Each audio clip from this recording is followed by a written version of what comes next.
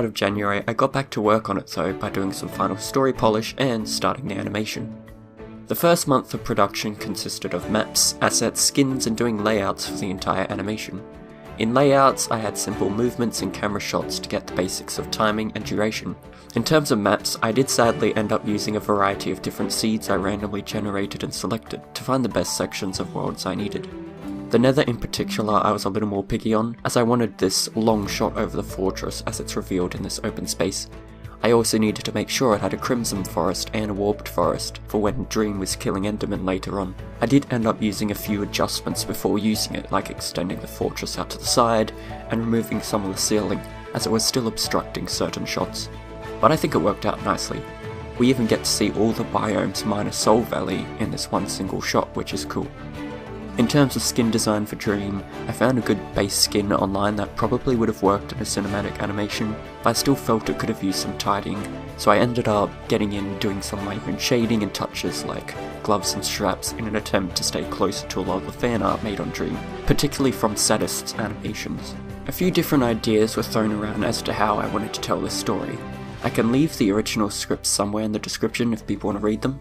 Originally though, it wasn't set in the Black Plasma universe. I had it originally start with the world generating in as Mont and Dream were spawned into the world to speedrun. Eventually it got turned into a competition in the BPS world, which also allowed for some nice Patreon appearances. The basic idea of the animation revolves around multiple speedrunners entering a competition to be the first to beat a single Minecraft world. Each speedrunner goes off on their own paths and has their own strategies for completing the game.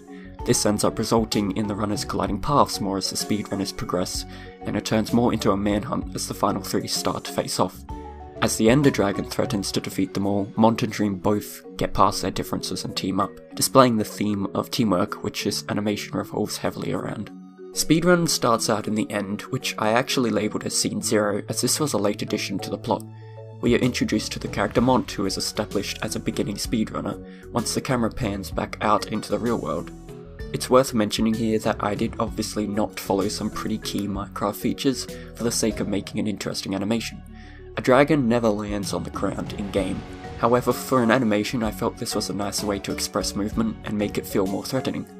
I did keep some key features the same though, approaching from the opposite side of the player, then descending over the exit portal, which I tried to replicate the animation for.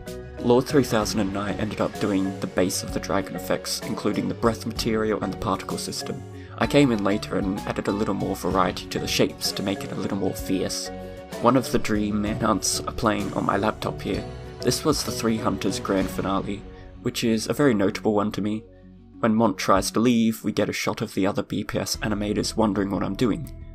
We get to see Echo Soldier, who's done a lot of reactions to BPS content here as well. But another thing to point out, the computer he is on is displaying the menu that's in Phil's texture pack he made, so nice little reference there as well. Also worth a mention that both Illumina and Koriway make appearances here, who are more acknowledged speedrunners in the community.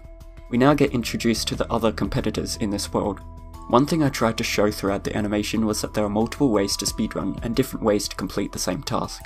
For example, I set Mont with the typical bartering strategy in 1.16 for collecting pearls. However, I stuck closer to Dream's 1.15 runs where he used looting to gather pearls from a looting book he gathered from the temple earlier. The same goes for the early scenes, here showing a montage of collecting different starter items in various ways. One main thing I did end up focusing a lot on was minimalising foot sliding. There are a few ways to do this and I tried a few things at different stages. In the cave scenes and the first fight in the end, I did some out of root animation by dragging around the pelvis. This allowed the feet to remain with the root, which I'd come back and animate later for the feet. But for most shots I still animated from the root, which would make the feet slide around all over the place. So I ended up going frame by frame and bringing the foot back. Tedious, but I think it worked out. When Dream goes to build the portal, I separated all these different lava pools and keyframed them to switch places when needed. The nether stuff was particularly interesting. The base lighting was managed by Lord for all the scenes, which he did a great job at. Some of the nether did however lack nice contrast and mood, in which I later came in to add my own touches. I incorporated things like ambience particles, more background lighting so I could get some more contrasted shadows, a variety of brighter areas, and played around a lot with the mist. The nether probably took the most work to light, being such an enclosed space, With none of us BPS animators ever touching the new Nether stuff yet, there were a lot of new things to play with. Overworld scenes, normally I can get away with just rotating the sun lamp to get nice shadows, but the sun doesn't work here. On multiple occasions I've gone in and manually animated falling objects instead of using physics systems, as I feel I have a little more control over them. I may lose a bit of realism, however at this point I think I can do a pretty good job of them. A little luck later and we get a blaze fight, which was a cool way to reveal the fortress, while not directly showing it just yet. I ended up being pretty creative with the blaze animations. I ended up creating this charge and fire animation whenever a blaze would shoot. The rods would start to spin quicker and start to contract, then explode outwards. Little trails would also follow the fireballs. Sticking close to the blazes in game, I had them light up before they would shoot. And eventually we get to see the reveal of the fortress, which the shot worked out quite nicely, I think. Here I ended up having nearly one continuous shot by having the camera try to follow the action. It probably became a little too disorientating for some people, but I think the idea worked. Lord did a bit of early work on the blazes firing, which I ended up reworking later. A few effects from Songs of War were reused, like this trail effect here.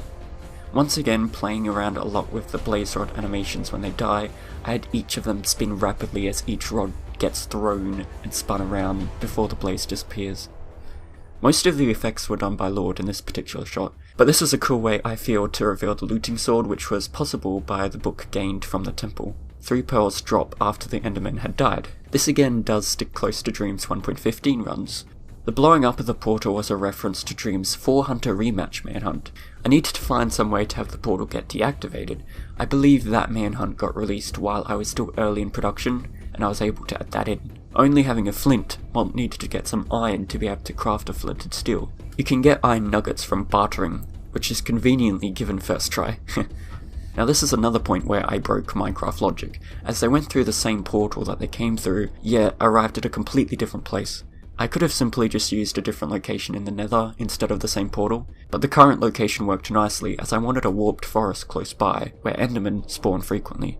Aside from a few camera cuts at the start and end, most of this scene was a continuous shot where the camera would follow the action.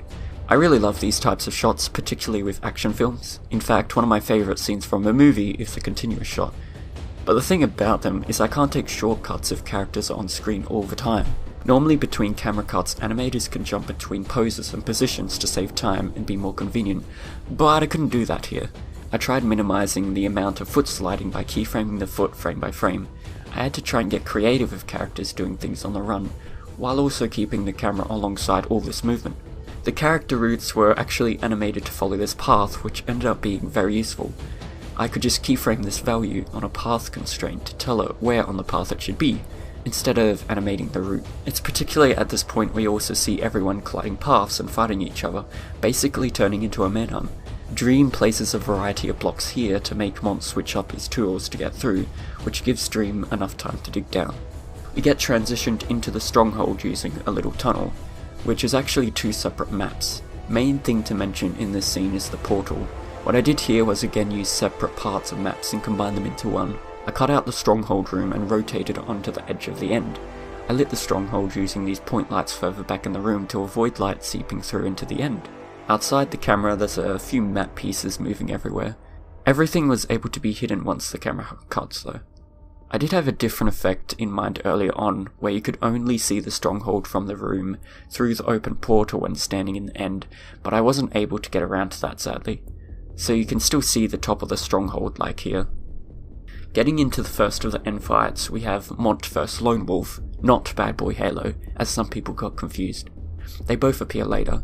This fight is used to lure people into feeling like the dragon is not a threat. A lot of this fight is very axe and shield PvP oriented. The shield here gets disabled multiple times, like what happens in game. Now the real fight begins as the dragon now threatens. This is where I started to have real fun, as dragons are honestly really cool despite being so tedious. Although some of the earlier shots were very annoying to animate, as trying to keep up with a flying dragon always moving in a scene makes it hard to keep track of all these small details. I ended up taking the dragon rig used in Songs of War and made a few adjustments, particularly to the tail. I was finding it rather annoying to animate and offset. I ended up creating a spline IK constraint where I could use anchor points to control where a section of the tail would go. This allowed me to get a little more specific with the flicking of the tail, while also animating and keeping track of less bones. It was also in this scene where I started to use a lot of constraints. When the dragon goes to pick up Mont, there's these little hidden cubes on Mont's arms, which the feet start to snap to once the dragon grabs hold. This helps stop all the sliding and frame-by-frame keyframing. There are a lot of these hidden objects which do different things. I had one to help control the rotation of an axe, to have it stay rotated with the shield. I had these anchor points to help guide the wings on the ground. I also took a bit of a different approach to doing IK animation, while still being able to keep the body level and do root animation.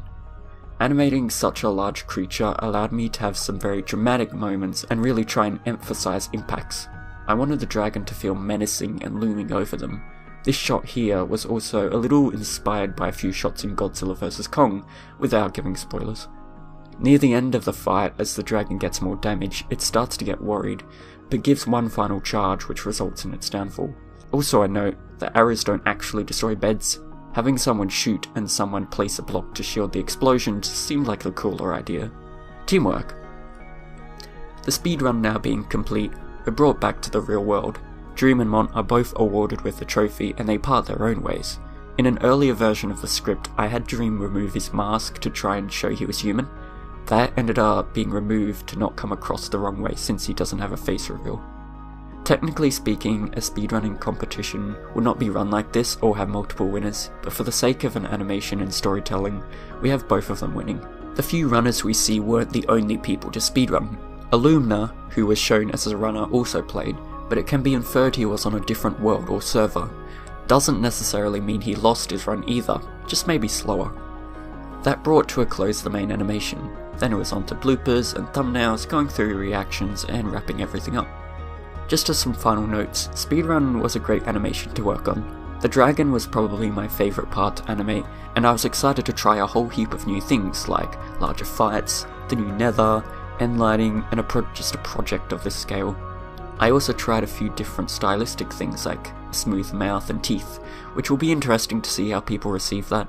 It still had ups and downs like most projects, but I'm happy with the end product, although I'll still be looking to see where I can improve. I'll try and give out certain assets that were used in production, but I won't list anything right now as I'm not entirely sure what I'm able to give, so check the description below for any links if people are interested. I hope everyone enjoyed the animation and are excited for more projects. That concludes everything for now, so I shall depart. Bye everyone.